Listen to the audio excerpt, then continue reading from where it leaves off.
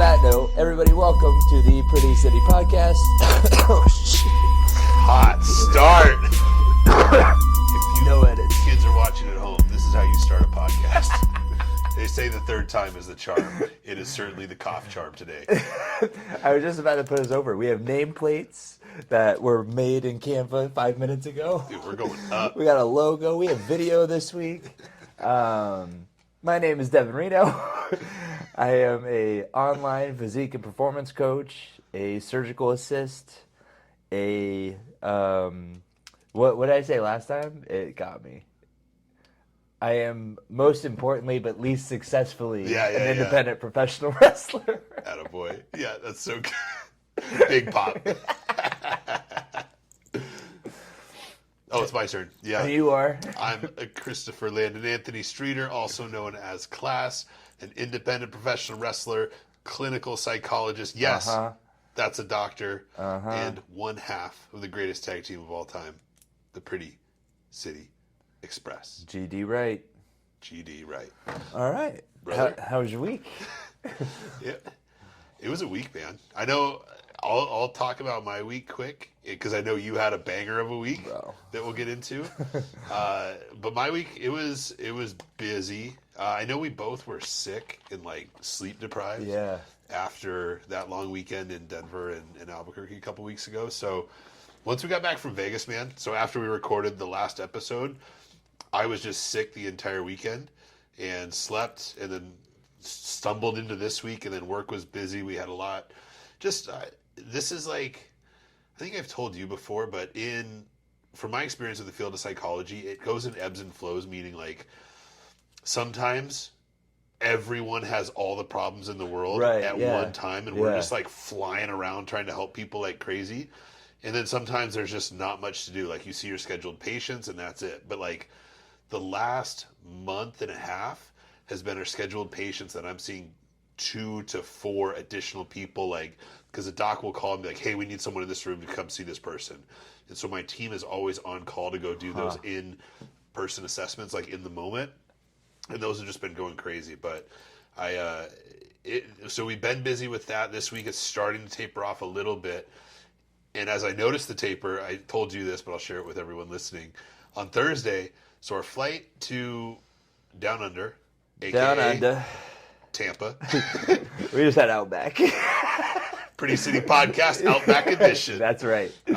So our flight to leave was Friday morning at 8:25, and so I was ready to check in. I feel like I'm pretty good about checking us in on time. He's the best, yeah. And so I'm sitting there ready. It's like 8:15, 8:10, and then I get a call. There's a suicidal patient. And I'm the one that's on call to see people right now.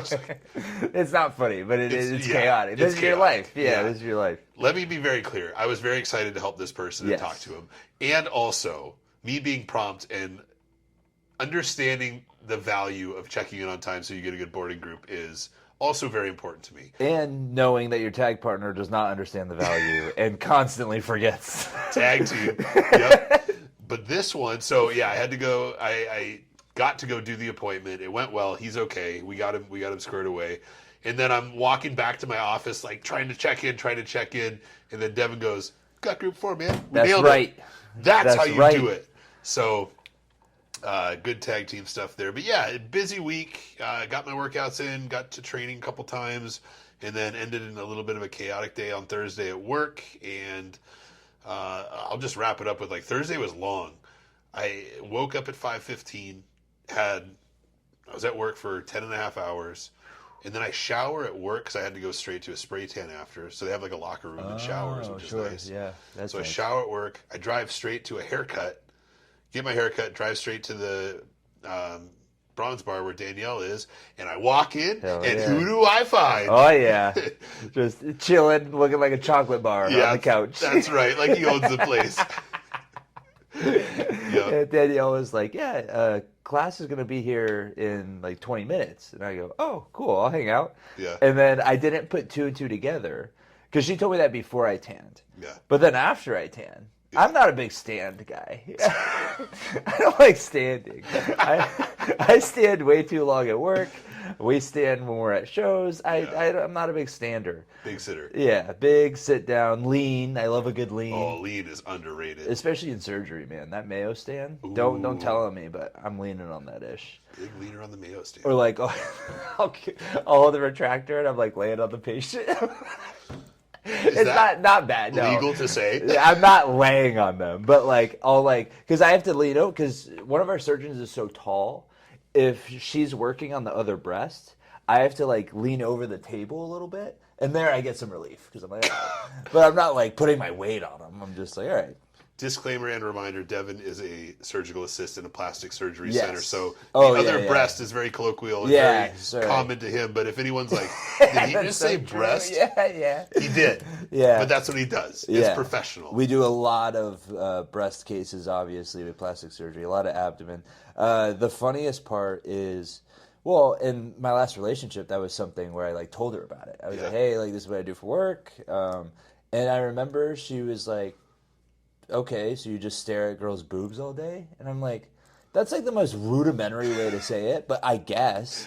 Technically, it's true. Yeah, like it is true. Yeah. But if you've never been in on a case, like she finally, because she worked for a different doctor and then came in to observe a case, and she was like, oh, this is not what I thought. And I go, yeah, like when we sit them up, they're completely covered besides their breast, and their arms are tied to the side, so they have to sit up in the bed so we can see what the sizes look like and the implants and or the lift that we're doing and see the measurements. And it's just like a weird serial killer-ish art project. Blood, fat, like all the nasty things you can think of that are involved in surgery. Yes. Yeah. And so that is something that is very normal to me, but good call because it's not normal to a lot of people. Yeah. Especially when they're like, "How's your day?" I go, "Oh, we did a facelift." And like, "What's that like?" And I go, "Well, we do this and this," and I see their eyes widen, and I'm like, "I'll stop." I'll stop.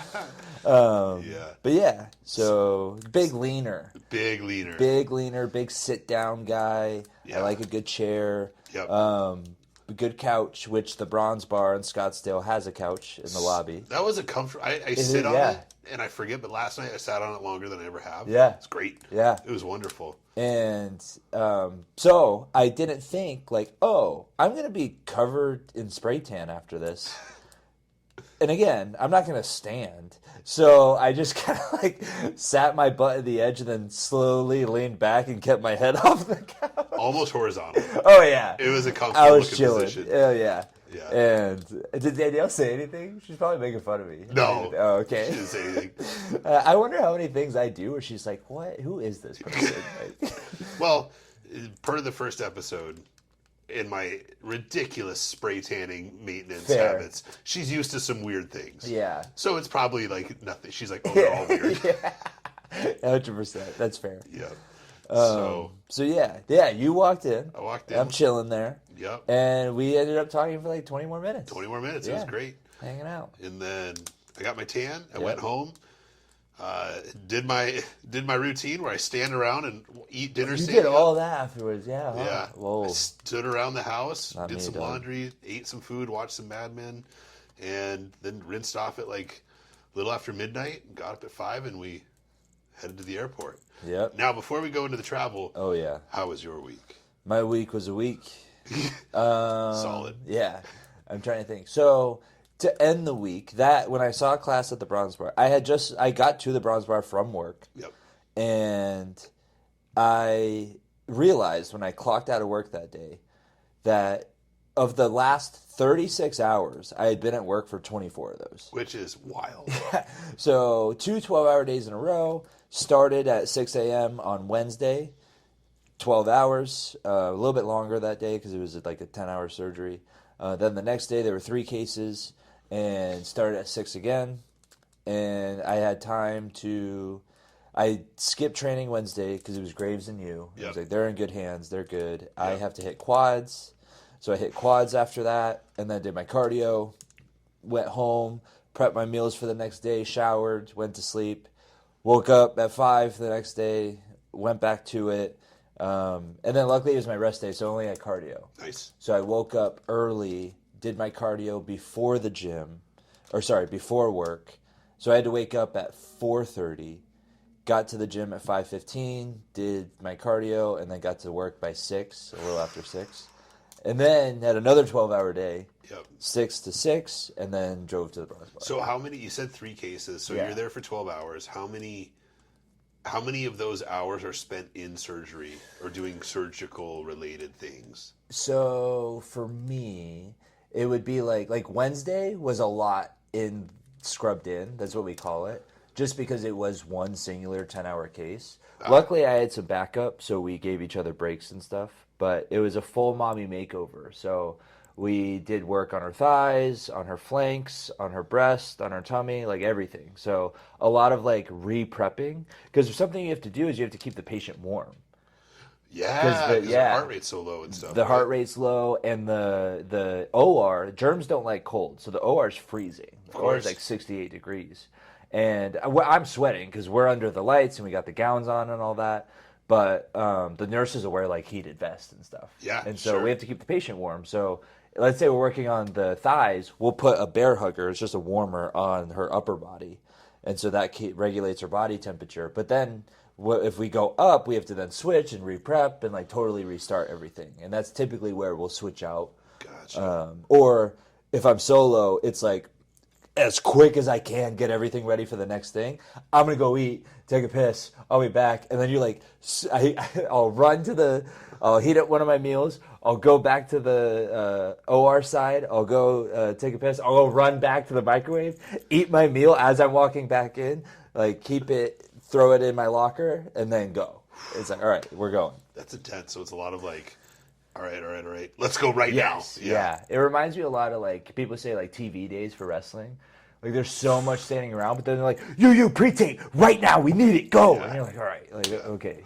And so it's like that. It's a lot of intense go, and then once you're in the rhythm of it, it's cool. But the third one, I did I did the last 2 cases. So the first one, I showed up, I just helped set up. It was a newer surgeon. Well, he's an older surgeon who's been doing it for longer than I've been alive, but doesn't work with our surgery center a lot. But I'm pretty in tune with what he wants. Yeah. So I had to like the scrub who was helping out who had never worked with him before. So I just got there to help her out and be like, hey, here's what he likes, here's what he doesn't like. He's pretty particular. This is how like you should pass things to him or talk to him or when to talk, when not to talk. It sounds prima donna-ish, but it's really not. That's our job. Our job is to support. So. Yeah. And I think that's why a lot of surgeons like me is because I'm like, okay, this is their rhythm. You know, some people love when you talk and hang out, and then other people are like, hey, we're focusing. Right. All right, cool. But he doesn't even like music in the OR. Oh, that's weird. Yeah. Because the other guys like music, right? Yeah, we jam out. Yeah, you have a good time. Yeah. It's a vibe. Yeah. Like, and the other ones are just like, whatever you want, play whatever. Oh, I don't cool. care. Or they'll be like, just none of this, you know? Yeah. So that's the thing is we have such laid back surgeons that when we have a surgeon who's like, this is very particular. Yeah. Everyone's like, whoa, hang on. You're like, no, they're not mean. They just are particular, and this is surgery. Like, you have to take it seriously. They've earned the right to, like, have their own rhythm to things. Oh, 100%. If they're in that position. Yeah. And everyone's going to be a little different. That makes sense. But yeah, so that was the last 2 days. And then I don't even remember Monday, Tuesday, to be honest. I know Monday, did I go to training? Yeah, we had training on Monday. We left, you and I both left at like 8. We left a little That's early. right. Yeah, because I had another long day Tuesday, and then Tuesday I went to coach, and then afterwards I left a little bit early too because I was like, guys, I have an even longer day tomorrow. Yeah. I walked in and Dom was like, "What is wrong with you?" Yeah. I'm like, "Dude, it's just I'm going through it. Like not personally, but it's just at work." Well, you were like sick too. Yeah, right? I was sick. Yep, Yeah. I'm getting over that. So it just all compounded. And Yeah. it's just one of those things where you're like, all right. Gotta do it. Yeah, exactly. You're just like, this is it. This is my life. Yeah. And these are the problems I asked for, you know? Like, I'm in a good position. I have a great job. I love where I work. I'm not particularly passionate about it, but that's okay. And I told them that in the interview. Yeah. But yeah, like, I have a phenomenal job and an even better team. The culture there makes it amazing. Because it is just like, the owners, like, we serve each other first. Yeah. And then after we serve each other, we serve the patient, right? So, and I've always been a huge believer in that. Like at the school, we help each other. We ask what can we do for each other, and then we worry about what we get for ourselves. Yeah. That's just it's a way more collaborative environment that way. And Yeah, more positive. yeah, and it's more sustainable. Yes. Like when I go in and I'm having a rough day, and I know these nurses have my back, and vice versa. Like they told me that the other day. One of them was like, "Dude, thank you so much for," because I'll go out of my way to like help them set up. And, one, because I like things a particular way. So when I set up, I go, okay, I know the surgeon wants this, this, this, in this order. So I'll set up everything sterile. I'll unscrub, go get the fluids that the nurses usually pour, and I'll pour those. Yeah. So they don't even have to worry about it. I'm like, don't stress, I got you. Nice. And they're like, oh, cool. So they can just focus on the patient. They're not worried about helping me set up. Right. And that's going to create a better environment for everyone. And the Oh, patients yeah. are going to know that coming in too. Oh, 100%. That's the case. Like you can tell as a patient when you walk in somewhere and like everyone has bags under their eyes and the front Yeah. desk people are like cranky and crusty. Like you can tell, but in an environment like that, everyone's pumped and Yeah. you know, as much as you can be going to work on long days like that. But yeah, everyone feels it and everyone benefits. Yeah. For sure. 100%. And so now we're here. Now we're here. Travel day. Down under. Down under. Under. Big travel day today. Yeah. It started off rough. It did. It was a frustrating start. Yeah. So we were in Tampa. Last night you went home and did your old tanning routine. Yeah. I went home. I was like, all right, I'm going to meal prep. I'm going to pack. I got halfway through those two things before I just got so tired. My body was like, dude, you're done. And it's very rare that I'm tired. So when I feel tired, I'm like, okay, I'm going to sleep. Like I'm always like exhausted. Yeah. But tired, I feel, is different. There's like, different. When I do sleep assessments with people, I ask like tiredness, and then I ask about sleepiness. Oh, They're two different like, distinctive things. Okay, yeah. great, yeah. So yeah, that's a thing. So I was sleepy. Yeah, right. And I'm rarely sleepy. I'm always tired. Yes. I'm rarely sleepy. And so I was like, I'm going to bed. Yeah. This is awesome. And so I decided that was around 9-ish. So I got most of my meals done. I just needed to prep like the fruit and stuff. And then all my laundry was in the laundry, so I wasn't going to wait for that. And don't tell Danielle, but I know. yeah. I did it. I waited way longer than 4 hours. I just fell asleep in the tan. But yeah, so I fell asleep. I woke up. Actually, what worked out is I woke up for some reason. I wake up in the middle of the night, but I woke up at like 1. Yeah. And I was like, oh, what time is it? Okay, I have 3 hours. I was going to wake up at 4 to do everything before I did cardio. And then I was like, oh, rinse. So I rinsed Nice. at 1, and then I went back to sleep. Nice. It worked out perfect. Perfect. So very different than your routine, where I just happened to wake up on accident. And I'm like, oh, cool, I'll rinse. And then I go right back to bed. So yeah, weird midnight rinse. And then I fell back asleep, woke up at 4, finished my meals, packed everything, went and did my laundry, got that, packed that, got to the gym at, I left at 5:30 because I was supposed to meet at your place at 6:30. Okay, so then, no, I left at 5, got to the gym at 5:30, did my cardio, and then abs, and that's when this happened. Yeah. So what happened was so he was going to meet at my house at 6:30, and I'm 2 minutes from the gym he was at. Yeah. So easy little what's the word? Drive? Commute? Transition. Commute. There it is. Easy little commute. And then it probably 6:10, something like that, we get a notification saying our flight's been delayed like 3 hours. Yeah. So it was like, oh, crap. All right, what do we do? Let's just go to the gym and get a workout, like a full-on workout in. And it was like, cool, all right, we're doing that. And then within 10 minutes, Yeah. it was back to normal. Yeah. So we're like, okay, I guess we'll just go to the airport and see what happens. Yeah. And so it was just a lot of like last minute kind of not knowing what's going to happen. Devin shows up, drive to the airport, get parked, get through to the gate, flight leaves on time, no issues. Yeah. It was weird. I was fully expecting to be at the airport for like 4 hours. Forever, yeah. Yeah. But it was great. We got right on, flew, that was that. Yeah. So, not bad. There was only one annoying kid on the flight, and no, it wasn't a baby. It was an adult. He made it known he was 20 years old. Yep. Which, whatever, he's just a dumb kid. But Yeah, it's just one of those voices where it was like, you hear him talking and you're like, I don't really care about anything you have to say, and you like that your voice is being heard Yes. by whoever you're talking to and probably Yeah. anyone else. And just like, shut up. Dude, this is what I forgot because I had to pee so bad. So afterwards, he's like chatting the guy up next to him, right? I don't know if they were talking the whole flight because I was asleep. I don't think so. Also, I felt I crashed like as soon as we got on. You slept for like 3 hours. Yeah. Yeah. I did not think I was that tired. Yeah. Apparently I was tired. But every time I woke up, I was like full mouth open, but my gum was still in my mouth every time. Yeah. It's so impressive. Yeah. And so I was like, oh, damn, all right. And then I just would fall back asleep. Yeah. I wake up full mouth open, gum still there. And so then I wake up, I finish editing the podcast from last week. I checked in on some clients, and then we land, and this mofo will not stop talking about his conference and his job and all this stuff.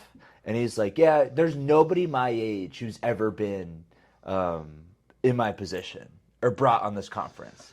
That's great. I love a guy who like can recognize his accomplishments and all that because I'm not good at that. So I used to hate that. And then I was like, oh, I just hate it because I can't do that. This is different. This is very different. Yes, because he was just like, yeah, like I'm really good at this. And then he goes, and really I just suck up to all the bosses, which like I knew. And I kind of respect him for saying that. And the other guy that he was talking to was like, well, yeah, like I know. And then my favorite part, it was the most awkward part ever.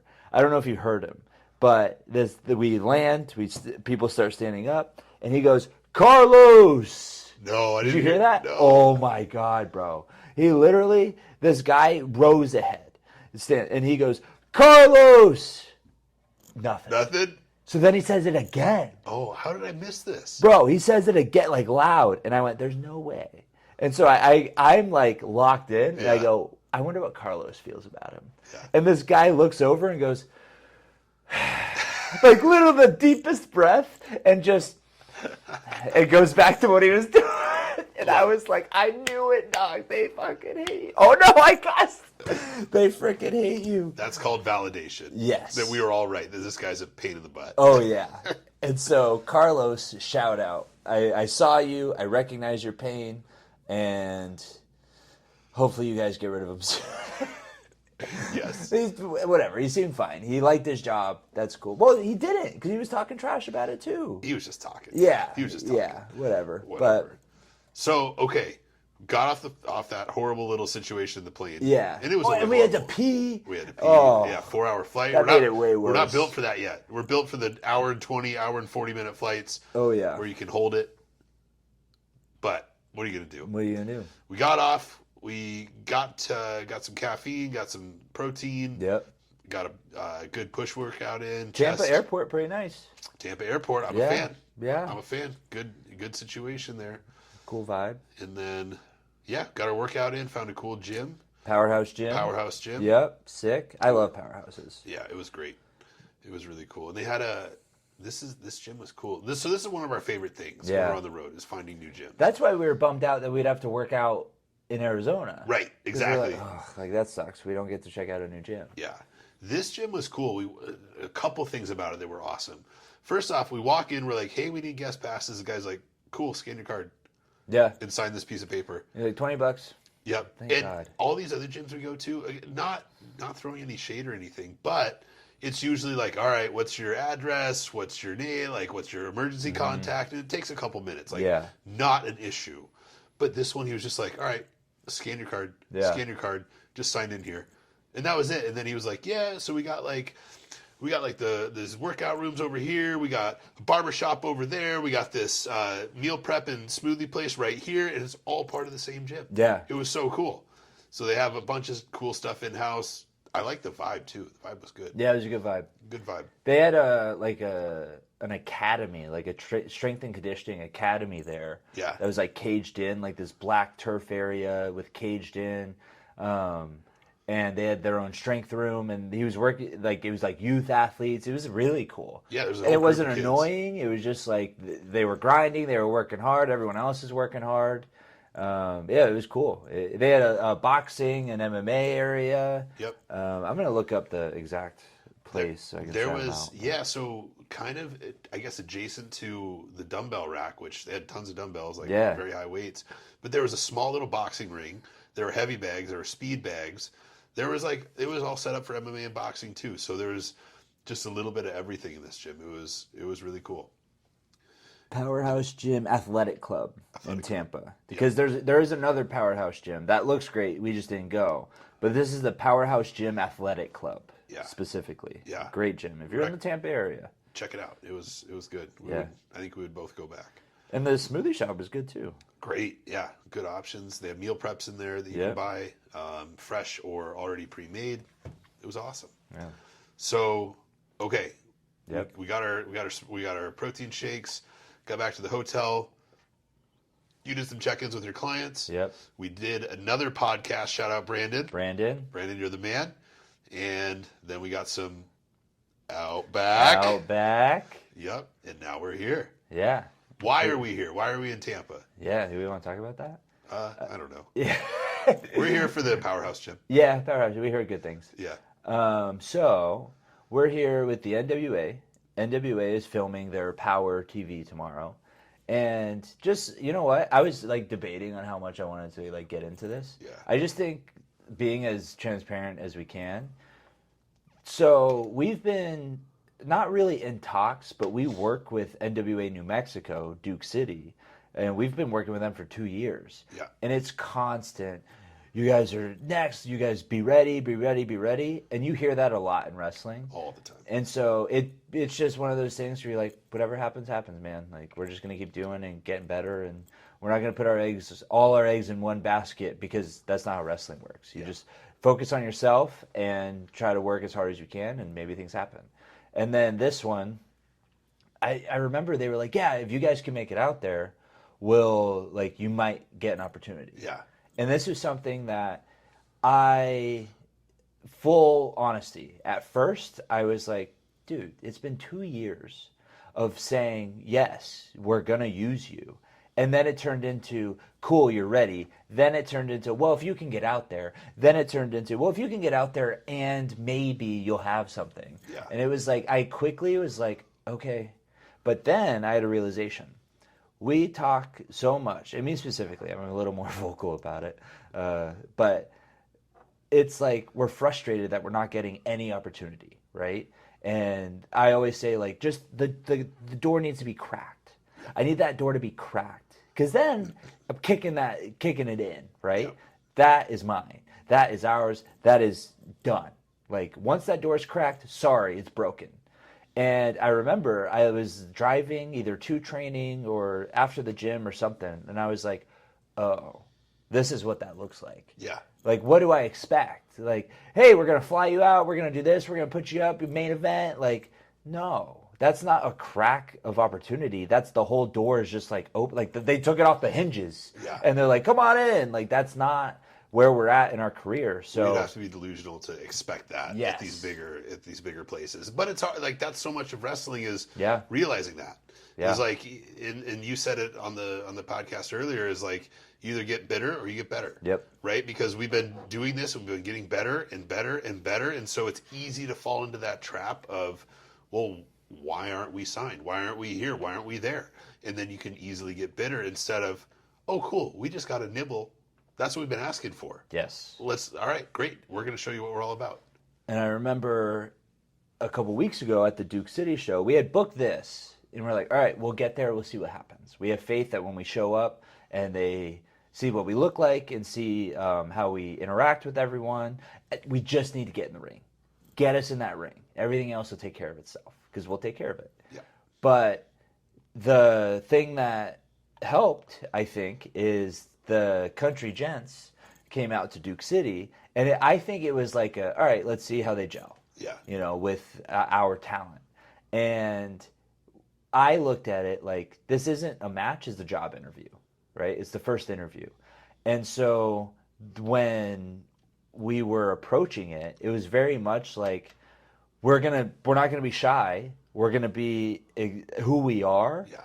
but go in it with like being confident. And it's like, no, we're the Pretty City Express, and we know we can deliver. Yeah. So let's talk, as opposed to whatever you want, Right. whatever. Right. Like no, it's fine, whatever. Because there's a difference between being respectful and being like Pushover, yeah. passive. Yeah, assertiveness is what we're talking about here. Like, we're not being rude. We're Yeah. not being like cocky and hard to work with. It's just we know what we're capable of, and we know what we bring to the table, and we're not going to shy away from that. Yeah. We're going to do it in a very like personable, collaborative way, and also we're not going to just be sheepish and go like, yeah, whatever you guys want. Yep.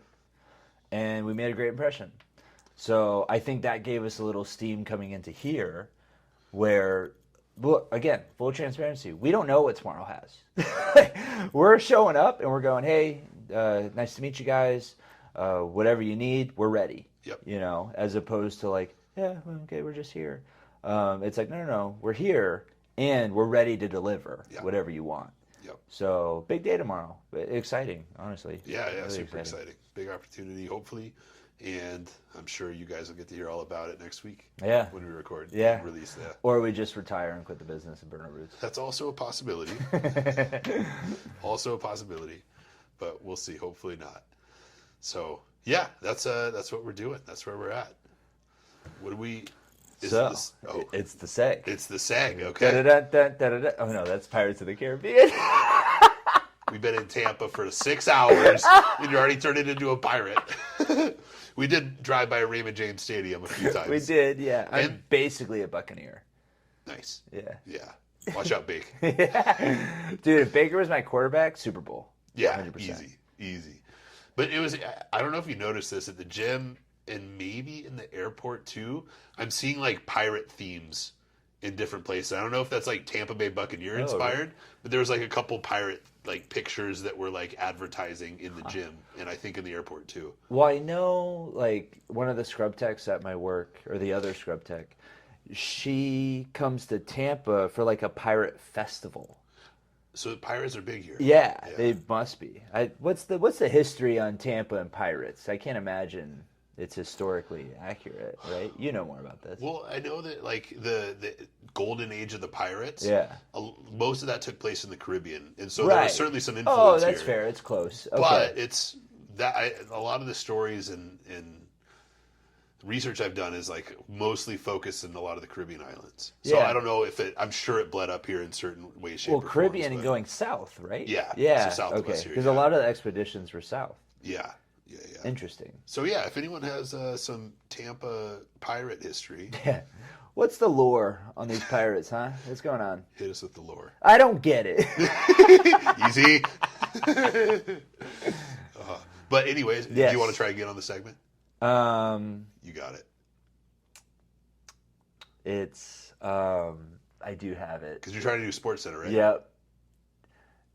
Da-da-da-da-da-da-da. No. That's again, that nailed the Pirates of the Caribbean. By the way, great movies. So Great fun. movies. So fun. Oh my god. No, I don't know it. Da da da da. Oh, that's what it is. Da da da da da. I was close. Yeah. I was actually in between Pirates and Will Ospreay's theme, I think. Ooh. That his opening. Yeah, that's a fun mix. Yeah. But definitely not Sports Center. We'll get there. A goal by episode 5. Devin's going to nail it. I'm going to nail it. Yep. Okay, so last week we did horror movie. This week we're doing sports. Yep. So to kind of set the background, so I'm going baseball themed today because today was the first day of spring training games. Oh, yeah. Very exciting. I'm a huge baseball fan. That's my favorite sport. They take place in Florida, too. Yes. Grapefruit League is in Florida for the East Coast team. Wait, Grapefruit League? It's called the Grapefruit League. And then the Cactus League. I knew that one. Okay. Yeah. The Grapefruit League. The Grapefruit League. So, what do you know about cheating in baseball, specifically related to betting and things like that? Pete Rose. Nice. Yeah. I was going to bring Pete Rose up. Got tombstoned by Kane. And then... You're not wrong. And I also know that Barry Bonds That was the big scandal when I was a kid, was Barry Bonds. Yep, that was steroids though. Steroids, right. Yeah. And that, yeah. So steroids, betting, I only know Pete Rose. And the Astros did something. They did a thing where they were banging on trash cans So the pitches, right? to communicate what pitches were coming. Yeah. Which, is that cheating? It's kind of it was determined that it was cheating. It's a little bit of a gray area, but what they were doing is from my understanding, they had someone who would steal the signs, I think using a camera, communicate that to the guys in the dugout. They would bang on the trash. Okay. So it was like, this is where it gets gray in baseball, because part of baseball is if I'm on second base and I can see what signs the catcher's putting down, Right. like, the part of your job is to figure out the sign sequence. It's a strategy game. It's a strategy. Right. But when you involve cameras, when you involve different things, that's where it becomes unfair and crosses the line. Okay. And even now, and last year there was a few episodes of it where you see guys stealing signs on second. People get cranky about that. And so baseball, part of it is, hey, knock that shit off. Knock that thing. Knock All right, that we're stuff tied, off. 1-1. We're tied. I don't feel bad Knock anymore. that stuff off, and then they'll throw at the person the next time. Sometimes. Okay. Because that's like one of the unwritten rules of baseball. If you do something, if you show the pitcher up, if you like hit a home run and pimp it and don't run fast enough around the bases, they'll be like, screw you, man, and they'll hit you the next time. Okay. And so there's a lot of things like there's that. a lot of like unwritten rules in baseball, which to me is one of the beautiful things about it. But, yeah, that's cool. that's where it becomes illegal, is if you're using cameras and if you're having like a person outside, like in the organization, who's kind of posted up somewhere. Like what Belichick got accused of, filming the practices and stuff. So are they using cameras like that day? Probably, because as a catcher, you're changing your sign sequences. So when there's no runners on, I might throw down, and this is before, now they have the automated pitching system to get rid of this. So before you'd throw down like a 1 for a fastball, 2 for a curveball, a 3 for, we'll say, a changeup. Okay. Right? But then if there's runners on second, you have a sequence, third sign. 2, 3, 1, 2, 3. So the third one would be a fastball. So they do the sequence, but then the guys in the dugout are sitting there trying to catch that the whole time and figure out what it is. So the catchers have to then change it and talk to the pitcher. So there's this whole cat and mouse game. Okay. That's interesting. It's super interesting. Yeah. Okay. But now there's the pitch comm. So the catcher has this little like electronic pad on his shin guard, and he pushes the button. The pitcher has a little microphone in their ear. But the guys are still figuring out ways to tip pitches. Whether it's a tell by the pitchers, like he does his elbows up when he throws a curveball. The catcher sets up over here when it's like going to be outside, and so the guy on second base can communicate that. But that's strategy. That's strategy. Okay. So hang on. Why is it allowed that they can have a microphone and a walkie-talkie, but you can't have a camera? Because they're talking to each other, and no one else should be on that channel. Oh, like so the problem is it's somebody not on the team. Correct. Okay. So if you and I are on opposite teams and you're pitching, and I figure out one of your tells, and then I'm standing on second base going like, so we don't, and we would do like. You played collegiate baseball. Yeah. I don't know if they know that. Yeah, He's a collegiate baseball player. We would do like, all right, hold your arms blatantly outside your legs for a fastball, hold them between your legs for a breaking ball. Okay. So they're like guys blatantly doing stuff like that. Yeah. And the pitchers know that and get cranky. But that. Yeah, that's so weird because it's like if you're watching an MMA fight and they're like, hey, when he switches to southpaw, you have a 2-1 coming. Yeah. And the coach calls that out. Is it like, bro, really? Like you're gonna tell him I'm gonna hit him? Like I don't know. Exactly. It sounds so weird. Yeah. Like baseball players, like as a baseball player, a former baseball player, they're very tough in a lot of ways, and also we can be prima donnas in a lot of ways. Probably because the rules almost form that. Like it's a beautiful thing, but it's also like, dude, you broke the rule. Yeah. It's like, what are you talking about? Yeah. Okay. Yeah. All right. Yeah. I got it. It's so Interesting. Quick little history on betting in sports. So the first big scandal happened in 1919 in the World Series. It was 1919. 1919. Woo. Chicago White Sox against the Cincinnati Reds. Okay. Chicago White Sox were huge favorites. The mob got involved. Of course. And there was 8 people they got to compromise the game on the White Sox. And so the Reds ended up winning the World Series. Whoa. But the mob's in Chicago. It was because the White Sox were such big favorites. They all bet on the Reds. Oh. Made a ton of money. And so Wow. that was like the first huge scandal. They're now known as the Black Sox. The most famous player on the White Sox was Shoeless Joe Jackson. He was a surefire Hall of Famer. They all got banned from the game for life.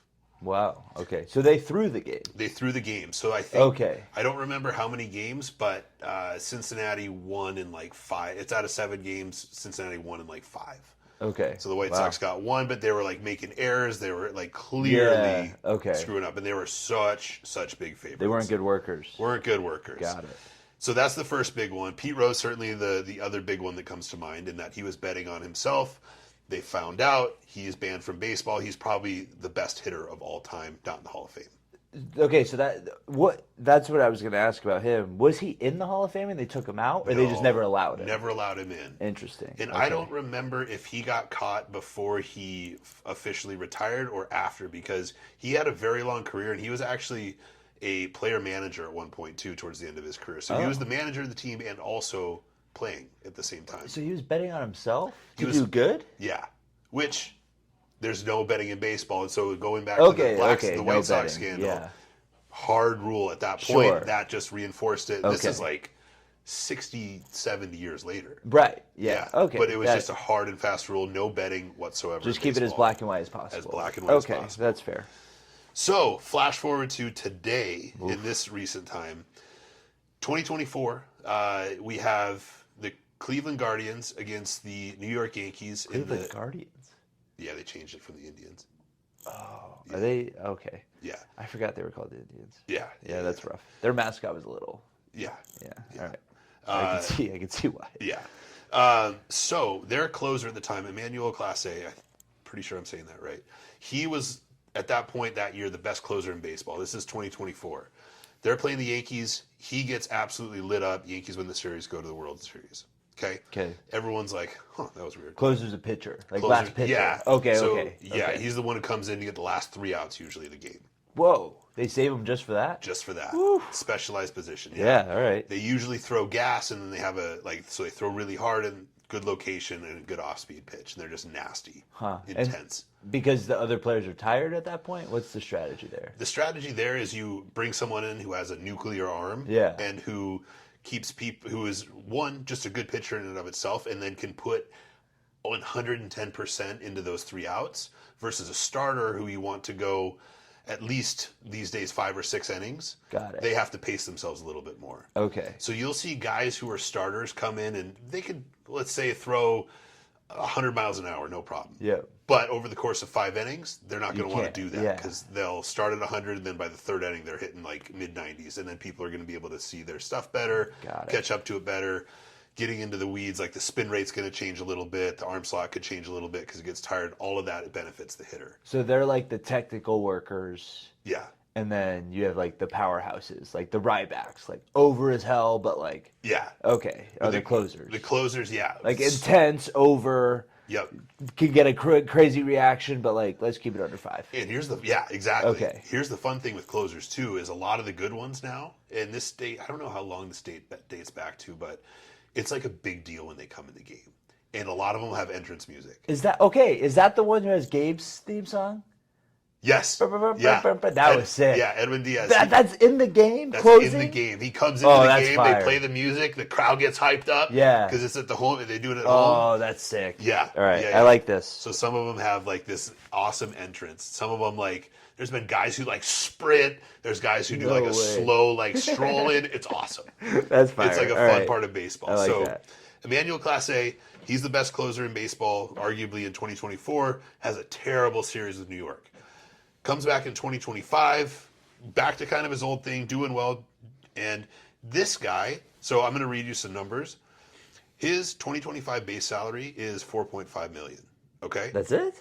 that's it. But he signed he was in the 4th year of a 5-year extension for $20 million total dollars.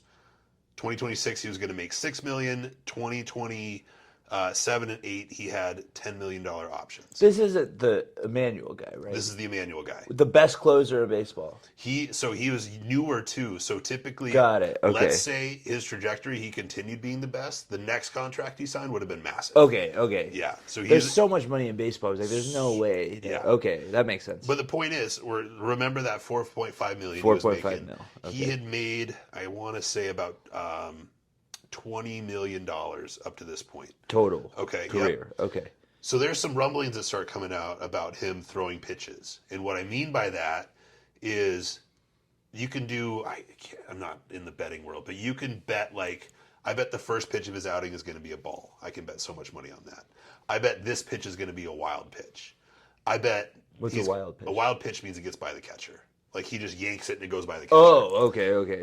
So there's stuff like that. And then once that started picking up steam, all these videos and all this information started coming out about all these examples of where he just didn't have control and then locked right back in. Oh. So midway through last year, it caught a lot of steam, lawsuits. He got not released from the club, but he got sent home basically. Really? And so now he's in this, he's probably going to be suspended for life. No way. For throwing pitches and betting on baseball. And yeah. Guess how much money he made, maybe at this point, doing these bets over the last couple of years? $100K. $400K. Oh my God. $400K. While just in 2025, his base salary was $4.5 million. What? So now he's screwed. Yeah. He's screwed. And there's another guy that also is lumped in with him on the same team, much less well known, but this guy was a complete, absolute stud. And now, hell?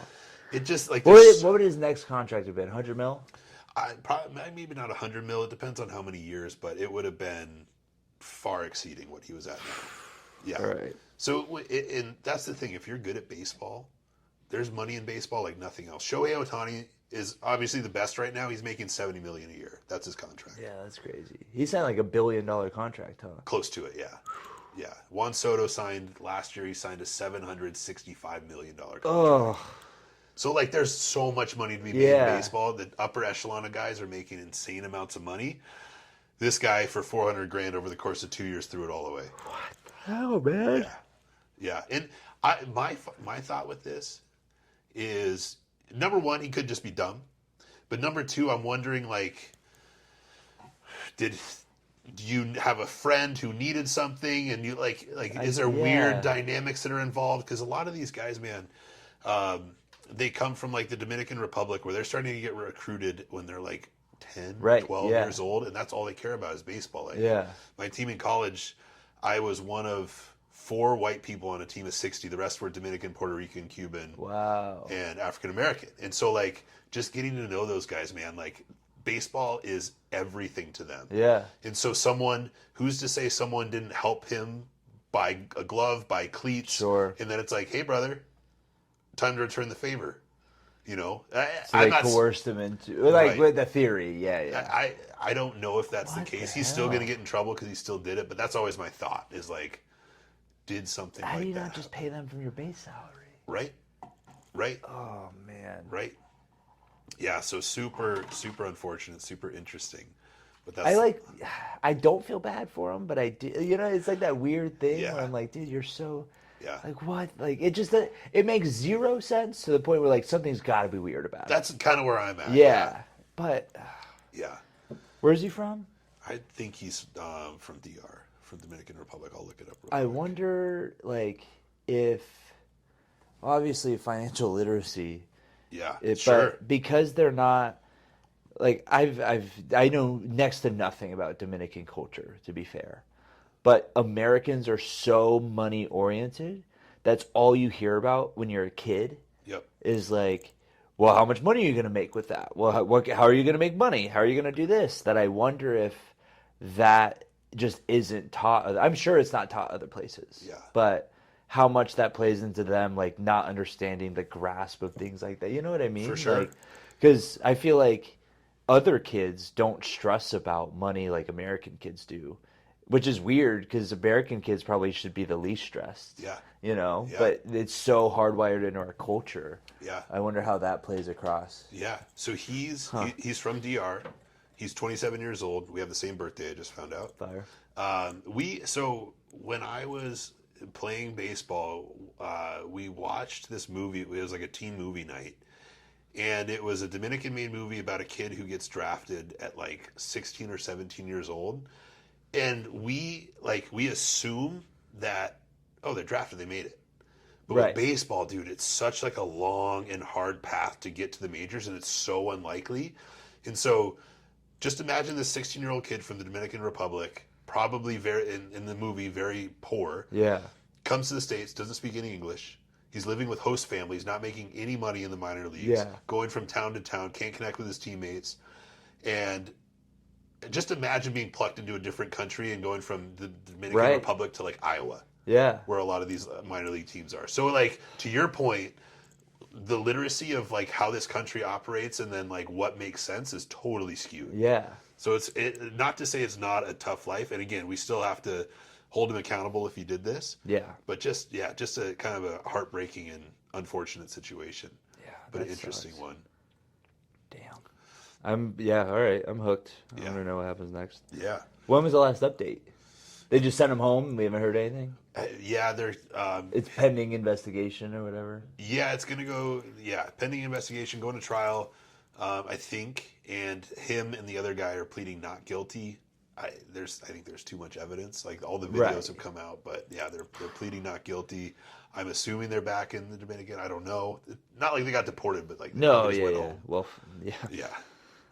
Jeez. So yeah, super interesting. We'll keep an update on that if anything else comes out. That's insane. Yeah. Yeah. So? Hang on. You said something that weirded me out.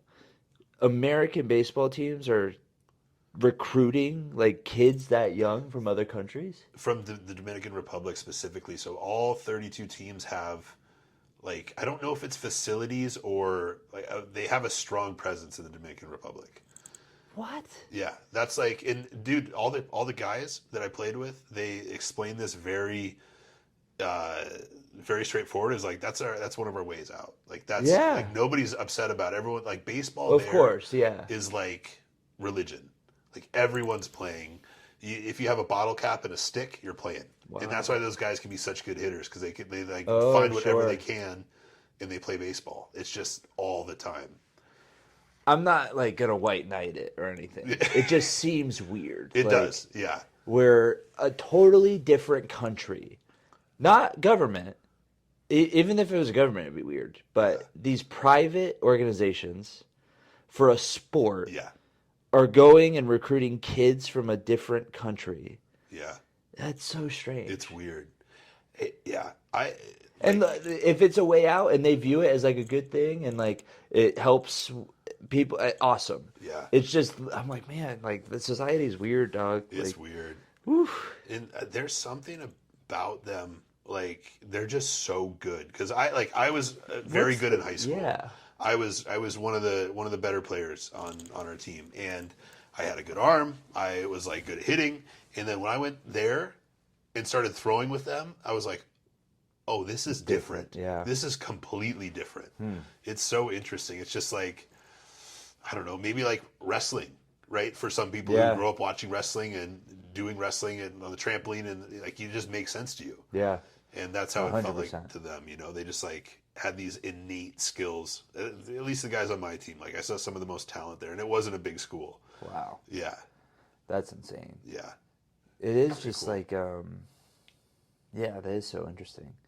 Well, and it kind of reminds me, because like you said, they're playing with sticks and bottle caps, where Dorian was talking about Mike Tyson and his son. yeah, And where he saw Mike Tyson's son hitting pads, and he was like, "Oh, he looks great." He's like, "You think he's gonna be a champ?" And Mike was like, "No." yeah, Like, well, why? He goes, "Because he had a good life. yeah, Like, he didn't have what I had. He had a good life growing up. He's not gonna be a champion. You Yeah. can't be champion when you had a good life." yeah. And like that was very interesting. I was like, "Oh," so I wonder if that like mindset and mentality, like you said, that guy said it was our way out. Yeah. It's like, oh, then yeah, you do give everything to that Yeah. if you are in that situation. Yeah, So wow, absolutely. all right. So interesting story. Not as happy of a story as last time, but an interesting one Very nonetheless. interesting. Yeah, interesting. So yeah, baseball players are like they're always trying to get an edge because it's such a grueling season. Whether we talked about steroids, but there's like the cocaine and the amphetamines in the '80s, and like they're always doing Oh, some wild sure. stuff. Like it's They're just like wrestlers. they're like wrestling, Oh yeah, my in God. a lot of ways. So Yeah. there's always some like things going on behind the scenes in baseball that is Yeah. always fascinating to me. Yeah, baseball is weird like that, huh? Yeah. It is kind of like that. I always hear about something going on. Yeah, but yeah, that's that. Da-da-da, da-da-da. There it is. Attaboy. I got it. All right. What do we have next? We have the Q&A. Oh, yeah. You going first? Bum, bum, bum, bum. Sure. All right. Let me find one. I know. I got to pull them up, too.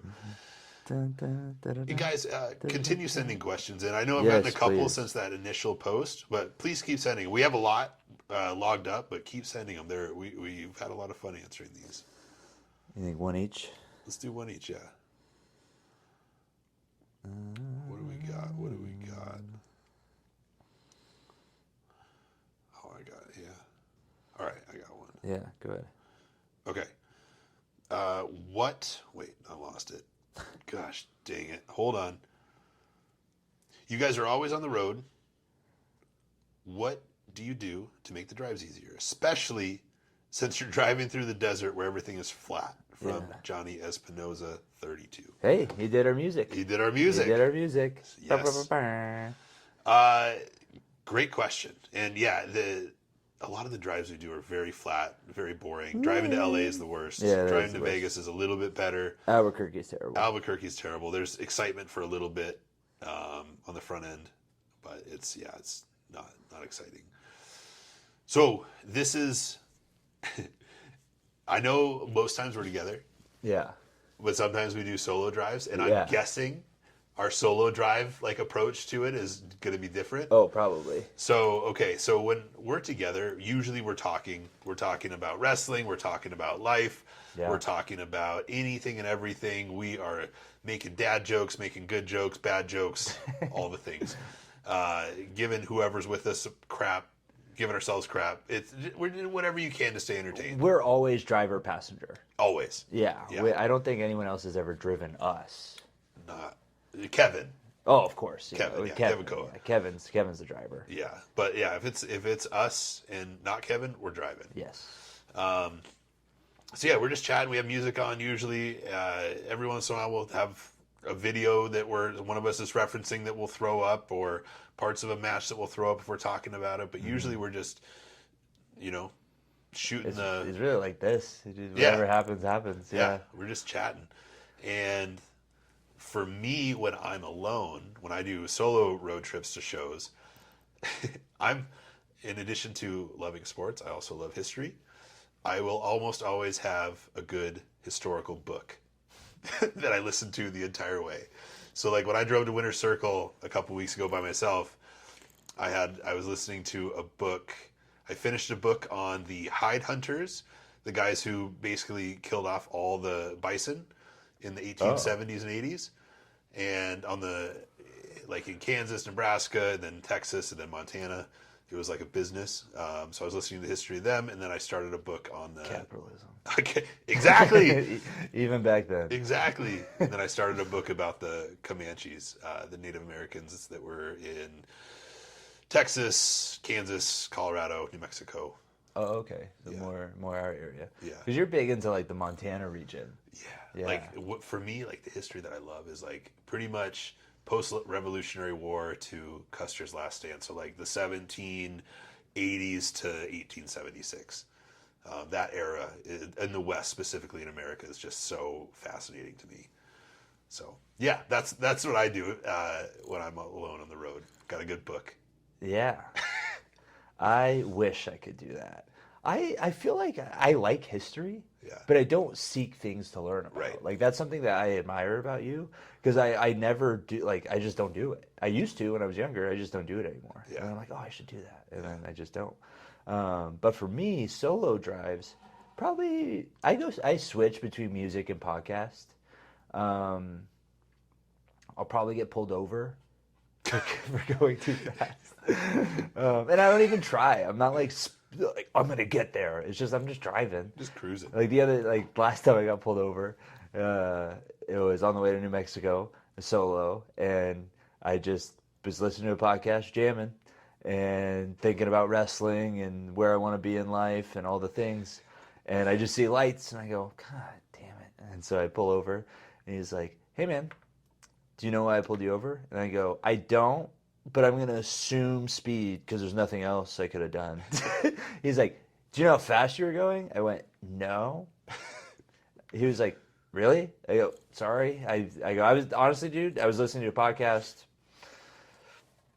Yeah. That's it. Yeah. I wasn't paying attention. I go, there was nobody on the road. I just was in my own world. And he's like, all right, give me your license registration. And then, he told me, he goes, you were going 85 and a 55. He's like, that's criminal. That'll do it. And I went, well, that's not great. He's like, I could take you to jail, but I won't. Yeah. Probably. Yeah. And I went, well, I would appreciate it if you did it. Yeah. But he was like, do you have anything? Like, why are you speeding? I went, I no excuse, man. Like, I just screwed up. Yeah. Yeah. I'm like, I sped. I wasn't paying attention. Okay. And he was like, all right. And then he left and came back and wrote me up for something different. And look, I know that's not everyone's experience with cops. And I also know that how I look can certainly dictate that. And also, that's just my experience, is every time I get pulled over, and I was raised by law enforcement, all the things, right? So it's just that I'm a big, if I did it, okay. Like, what am I going to do? I'm not going to make up a reason. It's just like, yeah, all right. I take accountability, okay, and then move on. That's probably not going to work for some people. I don't know what to say other than like, yeah, like that is kind of the white privilege, right? Like of how I look and I think people expect me to be a little mean and aggressive. So just because of my face, and when I'm not, it like, oh, okay, and they feel nicer to me then. So I don't know. All of that, I get pretty lucky with getting pulled over and not getting tickets, or getting like a minute one like this. It was like a $200 fine, which sucks because I didn't get to get boots. Because I was like, oh, cool, I got boot money, let's go. And then that happened. I went, I don't got boot money anymore. No, boot money. So boots will be later. But yeah, so that it's really just music and podcast. Sometimes, like if I have an idea for a promo, like a video I want to put together, I'll listen to that song on repeat and just like envision the promo that I want in my head. Yeah. So like for the PCW show opens, that's what I'll do. Yeah. Like and like sometimes if I'm like, okay, I need a song, because I don't build the video until I have a song. Yeah. Because the song dictates the vibe that I want, and then I can't pick a song unless I like connect to it.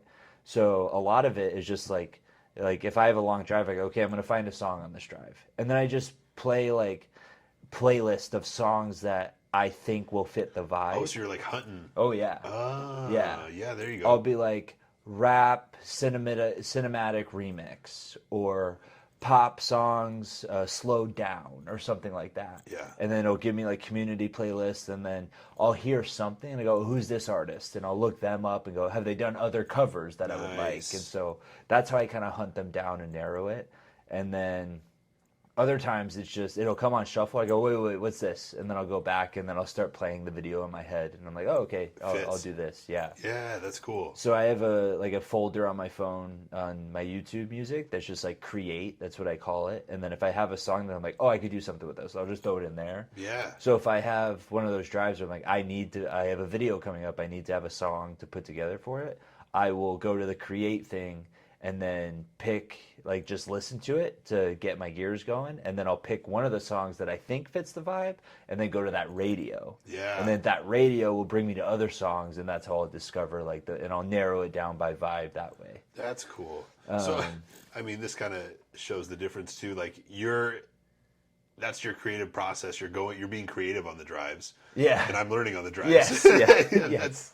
That's it. 100%. Yeah. So yeah, that's kind of the solo drive for me. It depends on, and I don't like there will be times where it's like an hour and I can't find a song. I'm like, not in the cards.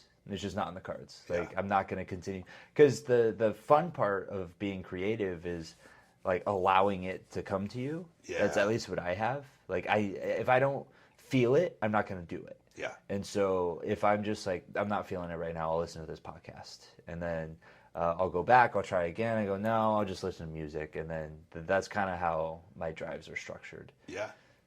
I like it. Yeah. I think one last thing that is helpful for me. So I don't know if we've talked about this on here, but like goal setting. I'm going to tie this back. Yeah. So goal setting.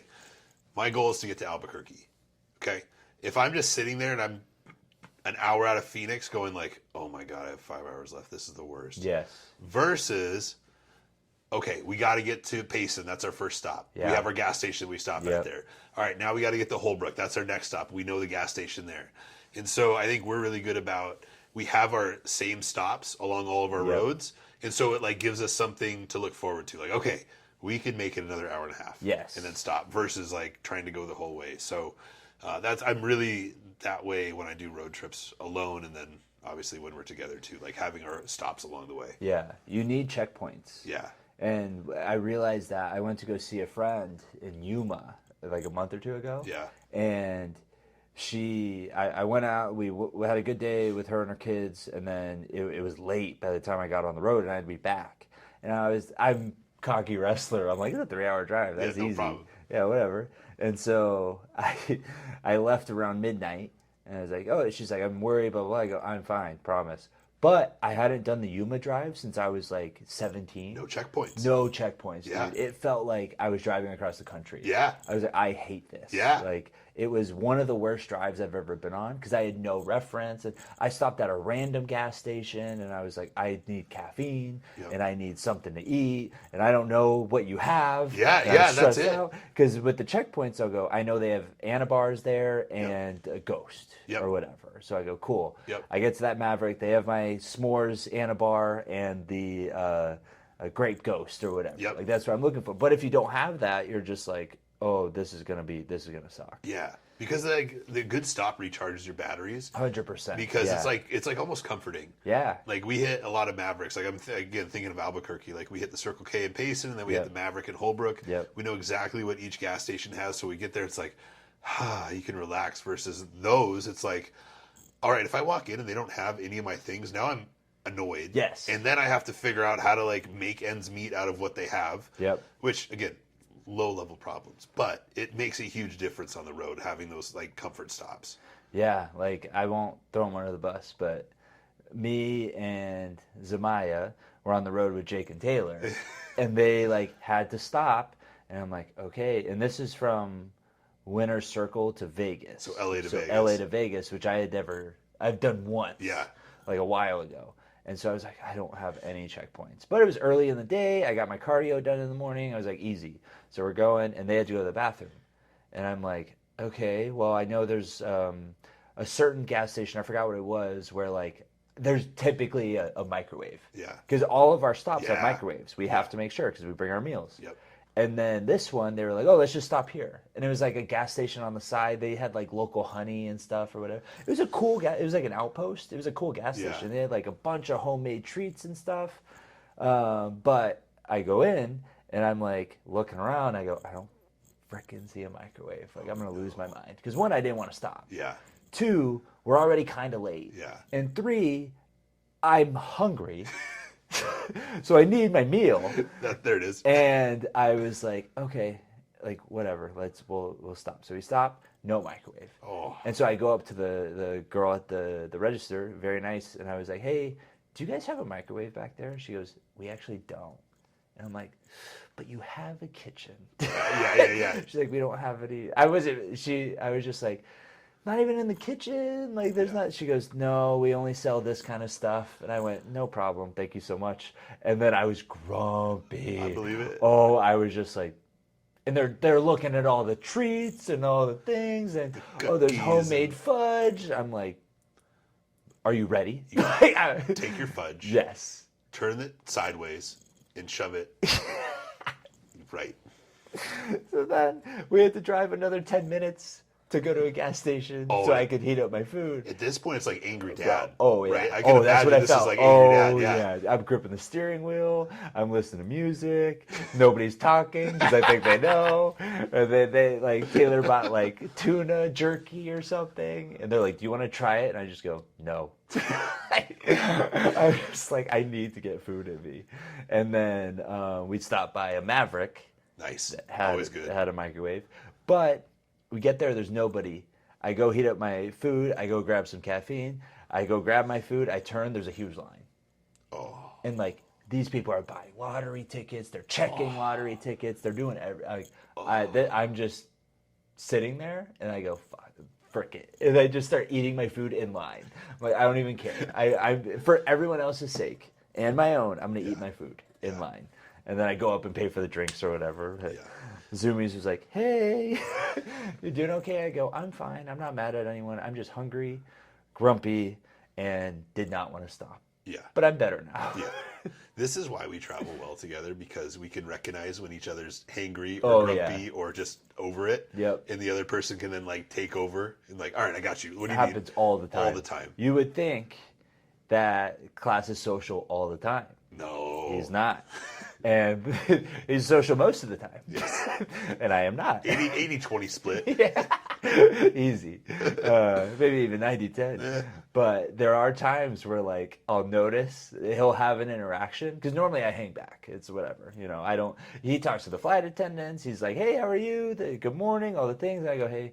And I keep walking. I've tried to be better at it. If I'm first, I'll say good morning now. Yeah. I'll be like, "Hey, good morning." And then but Class is definitely like the nicer one. And so there are times where like they'll say good morning, and how he responds, I go, "Oh, hey, how are you doing?" Yeah. And like I'll step in and kind of like, "All right, it's my job. I got this now." Yeah. Or like at a rental car counter or something, which we don't deal with a lot of those anymore. But No way. yeah, we've had some very interesting experiences on the. Dude, do you remember? Oh my God, was it? Oh, where was it? Where we stayed at that giant hotel, the really tall one, and that lady. Oh my gosh. Yeah. Okay. This is a Denver weekend. Oh, it was Denver. It was a Denver weekend. Because Amaya was with us this time. No, this time it was just me and you. Because we had the Jeep. There was somebody in the car, I thought. Oh, no. This is the time we had the Jeep. Oh, yeah. And it was just me and you. Right, yep. So, yeah, we get to the hotel at like 1:30 in the morning. Late, and we're loopy, right? Because those days are long. They're like 8-10 hour days. Yeah. Probably had 2 or 3 matches. Yeah. Whatever. And travel all day. And travel all day. Yeah, we were loopy. So we finally get to the hotel, and this nice lady is just on one. Very nice. Too nice, I would say. Yeah, too nice. Yeah. What did she say? Was it something about the bed? She said something about the bed. And then she made a comment about like a threesome. But was just like, "Oh, I thought that's what you were saying." And I was like, "What is happening?" Like I literally just went, "I don't know what's happening right now. I'm gonna go." And Class is like, "Huh?" Like it was just, she was just talking. And I have a bad habit where if I'm tired, I think we talked about this last time. Yeah. Oh, the gas station guy. Yeah. Because when I edit it, I listen to it. When people are like super like talkative and I'm not, I'm tired. And it's like a gas like register or like a check-in, I won't listen. Because my job is the same. I hand whatever, I'm nice, I say, "Hey, how are you?" And then I pay, and then I leave. Yeah. At a hotel, it's the same. I say, "Hey, here's my ID, here's the card." They do their thing. We maybe talk. I do like robotic responses. Yeah. And that was one of those times where we were both just like, like grunting. Yeah, we're nice, and we're just like getting through it. And then she said that, and I went, "Huh?" Yeah. I don't know what happened in the time that I was not here, but I think we have to go. Yeah. And you were just like, "No." Like, "All right, thank you so much." And then we like walked out. We go, "What just happened?" Both sitting in the car bewildered about what we just experienced, because neither of us were listening that well. No. And it just came out of left field. We're like, "Huh?" She just like said it, and we were like, "Wait, what? What?" This is somebody who worked there. Yeah. That was their job. Oh my God. I remember I told that story to who I was with at the time, did not find it as funny. Yeah. And it turned into like, well, what'd you guys say? And I was like, what could we have said to get, like, there's no way. And I remember being like, the excuse of, I wasn't paying attention. Yeah. Not gonna fly. It's fair. Yeah, that's fair. Which, like, I get it. But two, I thought I was sharing a funny story, and then it turned into, oh, well, I really wasn't paying attention. Yeah. And it was like, oh, sure. And I was like, oh, no. Here we go. But yeah, it is just, you go robotic mode where you're just like, You have to. okay. Like, and I try to be so nice. Because I worked in customer service for years. Yeah. It was the worst. I hated it. And so I try to be like overly nice, but it is just like, I'm a robot sometimes. Yeah, sometimes people just say too much. You're, like they mistake the niceness for we're friends. Yes. And that was a crazy thing. That's probably one of the craziest road stories we have. Yeah. The worst, as you're looking that up, Yeah. The worst part that I kind of think about that is like, I wish I remembered and paid attention so I could remember exactly how it transpired. Right. But Because I it was a have no- hilarious story. It was a hilarious story, yeah. But it's like, wait, how did it get there? How did we get there? Yeah, like, how did we go from, because you know what? She was saying that we had the double bed She was trying to find us a room with a double Right. bed instead of the single. because there was like, somebody else reserved it, and they were But they didn't saving show it, up. but they didn't Yeah. show up, and then it led to that. Yeah. Yeah. Okay. Who knows? And then she made that comment, and we were like, "What? No. What? Stop. Keys. Like." Yeah, we're trying to get our 4 hours of sleep. Yeah. Because we had to be up to travel the next Yeah, day. yeah. Okay. What a life. What a life. So, I have from BC Davis, Let's go. Brandon. Shout out Brandon. Shout out Brandon. Get an 8x10. How do you keep yourselves grounded in such a heady business? Heavy business, maybe? Heavy or heady? Heady. Maybe heady in the sense of like it's easy to get inside your head. Maybe. Yeah. Let's see. Definition. I thought this said heavy business. Something intoxicating, exhilarating, or strongly affects the senses or mind. Oh, so like that's Oh. heavy or is that heady? Heady. Heady. Brandon, It's we're actually phenomenal vocab. smart. Yeah. We're just dumb wrestlers. Yes. So Okay. the So, intoxicating, yeah. emotionally. Yeah. Max talks about this a lot. Like, what people don't understand, and I didn't realize it until, like, not late, but I didn't know how to verbalize it. Because let's say you're not even newer in wrestling, you're just in wrestling in general, whatever it is, but you haven't made it yet, like you're not signed, you still have jobs. One of the worst things, and it's like whiplash, is going from like a few hundred to 1,000 people going crazy, like having them in the palm of your hand, and they're either booing or cheering you, right? And it's just like such an intoxicating, just like bliss, and your adrenaline's through the roof, and it's heady, I guess. Yeah. And like you're just you're literally a superhero or a supervillain. Like there's no other way to explain it. And then you 8 hours later have to clock into work. Yeah. It's just it's total whiplash, and you're like, oh, was that even real?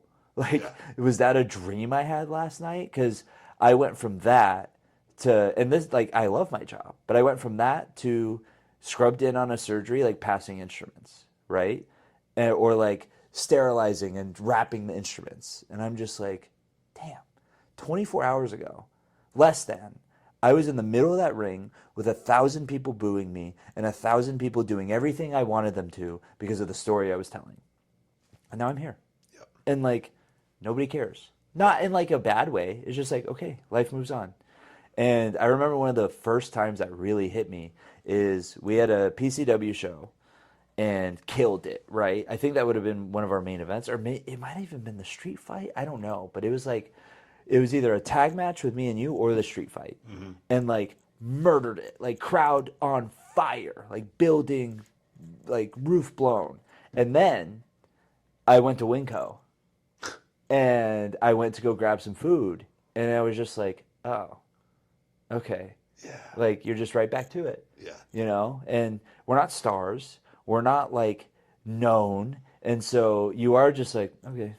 And like it sounds arrogant, but it's not. It's just like you're here, So and then high. you're right back to being like who you were. And not that there's anything wrong with that, but when you have a taste of here, it does become like, whoa, okay, this is tough. Because you go to Winco and the person's just like, hey, Yeah. hey man, how are you? Like, fine. And Yeah. you're just like, Oh. like I want to tell you about what just happened. Like, dude, you won't believe it. 2 hours ago, we had the crowd going crazy, and they're just like, like, Yeah. and I don't blame them because it's midnight, and like I don't want to be there. You don't want to be there, and it is really tough. So I think the way I deal with that, especially if I have work the next day, is just like this is where I'm at now, Yeah. and one day I won't be, and not in like a I can't wait to get out of here way. It's just like, okay, one day I'm gonna miss the days where nobody knew who I was. Yeah. One day I'm gonna miss being able to leave the venue with like two people going, "Hey, look," Right. because there was one time where after a charity show, it was a rough night, and I remember I was concussed, and I went into a match concussed, and I felt like my safety. Somebody had taken liberties with me that was not their fault. We've talked about it. We've hashed it all out. But I was put in a compromising position, and I did not have the greatest reaction. And I had words with them afterwards. And I remember it was such an emotional thing because I was like, dude, I trusted you, and you took advantage of that trust, and I was already hurt, and I felt like you were out to hurt me. And so we had aggressive talk. And I remember I was talked to by my trainer, and we had like a come to Jesus moment, and I expressed my frustration. And it was like this whole thing, right? I learned from it. I was younger. Everything's good. And I remember leaving, and I was just like so emotional.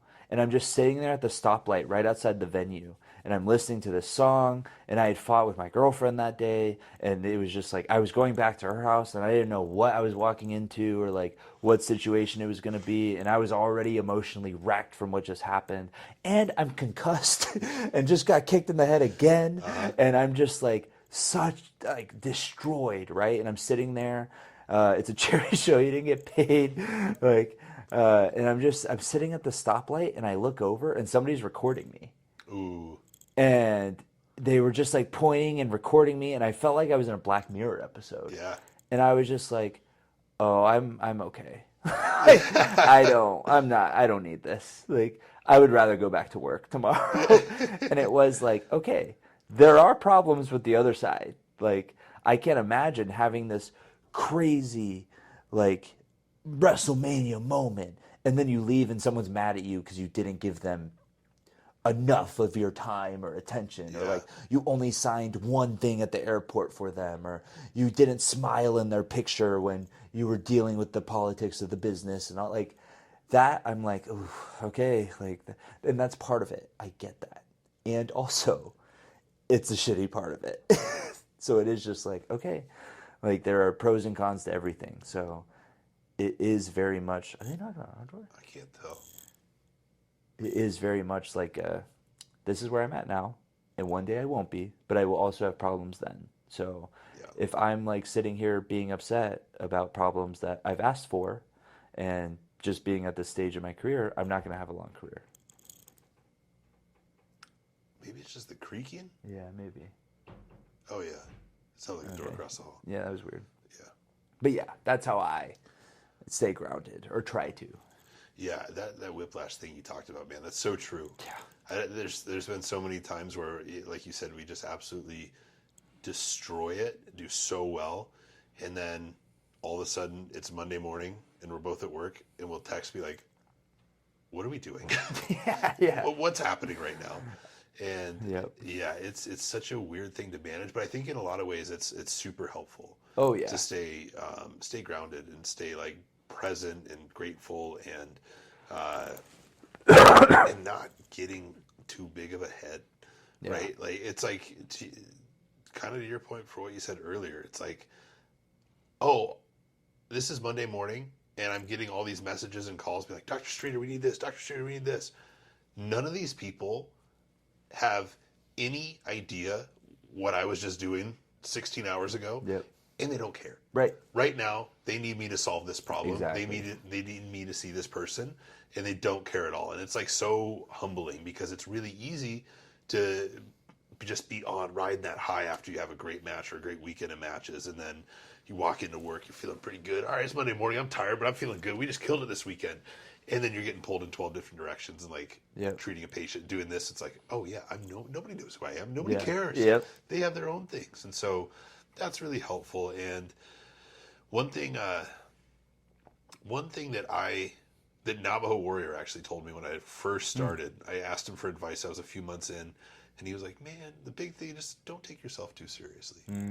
And just, I don't know why it stuck with me. It's super simple advice, and you can take that to mean a bunch of different things, but it just really stuck with me of like, kind of remember what we're doing. Right. Yeah. It's a ridiculous thing. Yeah, It's the it best is. thing in the world, and also it's so ridiculous. It is. And so, like, I took that as meaning stay humble.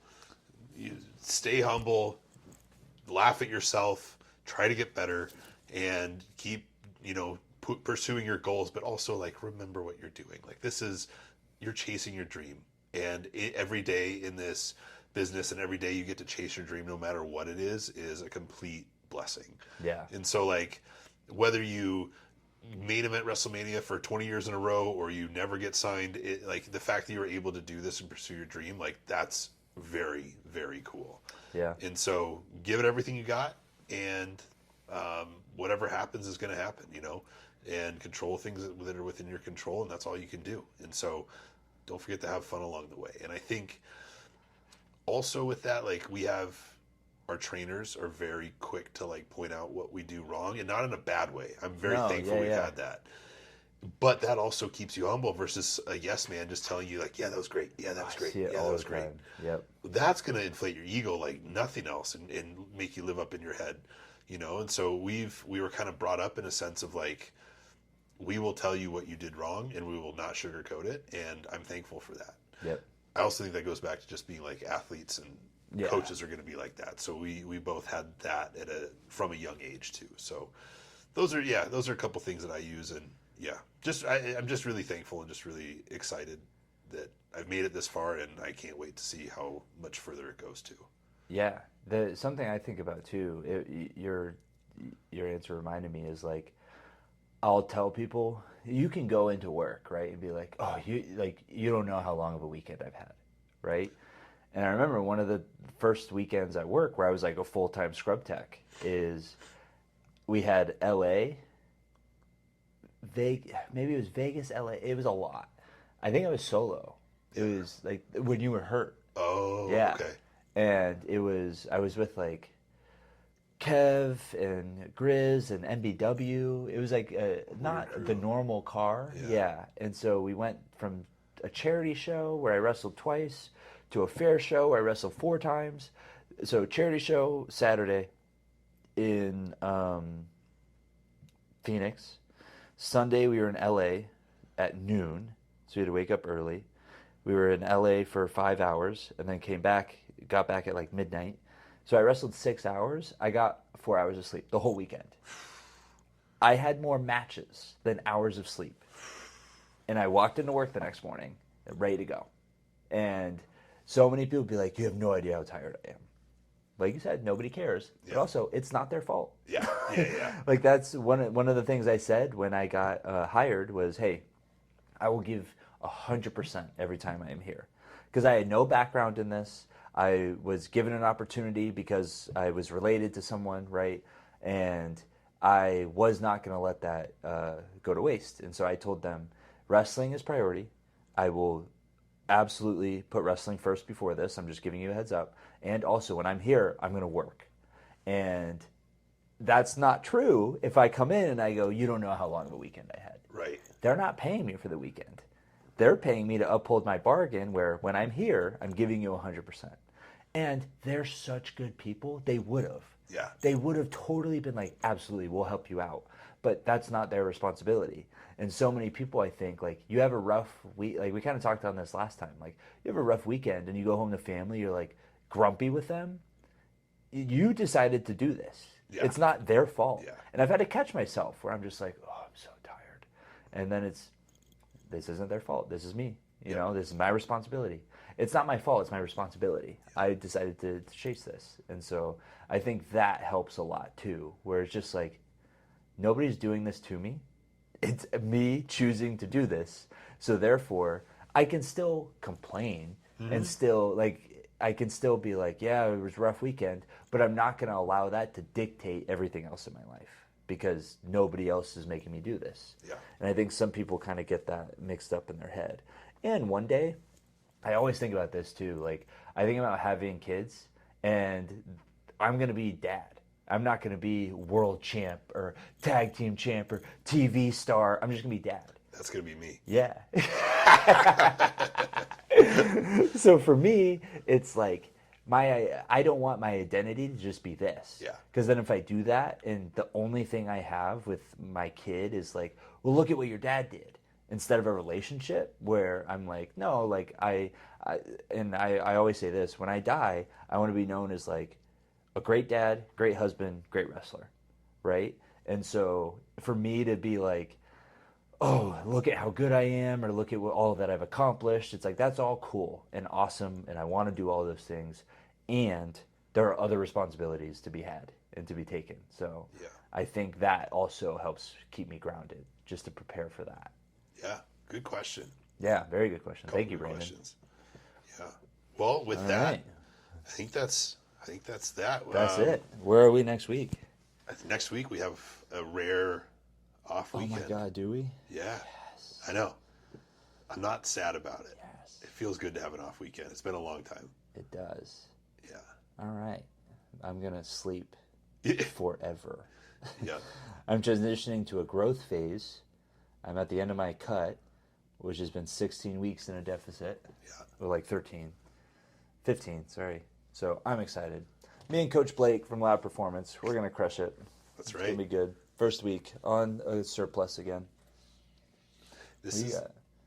yeah. I'm also ending my cut. Heck I'm going yeah. to start slowly just introducing some more food. We'll see though.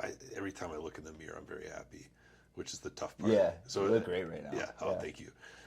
So we'll see. Yeah, I'm going to try to start introducing some more food and play with it, and then Danielle and I are going to go take a trip somewhere for the weekend. We're not sure yet. Oh, okay. But we should will- shut down the one idea. I thought I had a good idea. Yeah, I thought it was a good idea. Thank you. I found out today it was not a good idea for her, but that's all right. We'll regroup and we'll pivot and find something else to do. Danielle Hogan, dude. Yeah, I It know. doesn't work for me, brother. Doesn't work for me, brother. Are you sure? I'm sure. Noted. So we will. We'll do something. Maybe go up north to Flagstaff and get some winter, or I don't know. We'll Oh, see. yeah. You don't have a lot of that left. Not a lot. Yeah. Yeah, So we'll it's not a see. bad idea. We'll do something.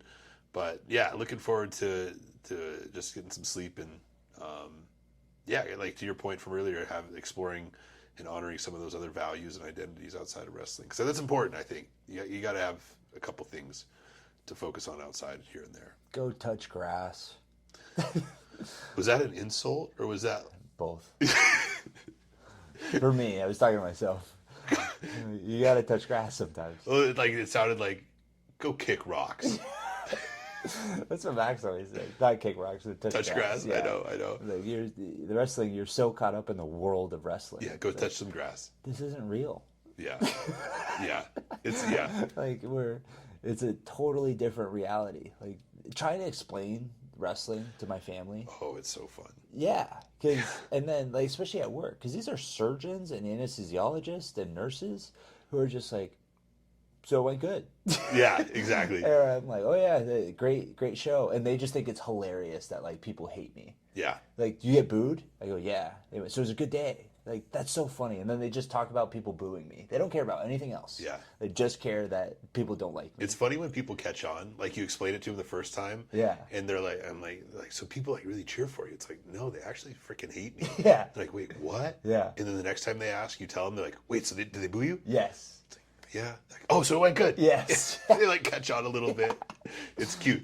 It's so funny. Yeah. And then there's times where you're just like, yeah, maybe I went a little too far. Guy threatened to shoot me. Yeah. Brought a gun. And they're like, wait, what? It gets intense. Yeah. 'Cause these people haven't seen. Well, even when they did come to a show, I was a good guy. I was a baby. Oh, it's been a while then. Yeah. Whoa. Yeah. Okay. And they haven't seen like me now. Yeah. Where it's like making people uncomfortable Yeah. and like intense and scary. So I'm like, they're like, I want to see a show, and I'm like, I don't know, you might view me a little differently. But yeah, it's a lot of fun.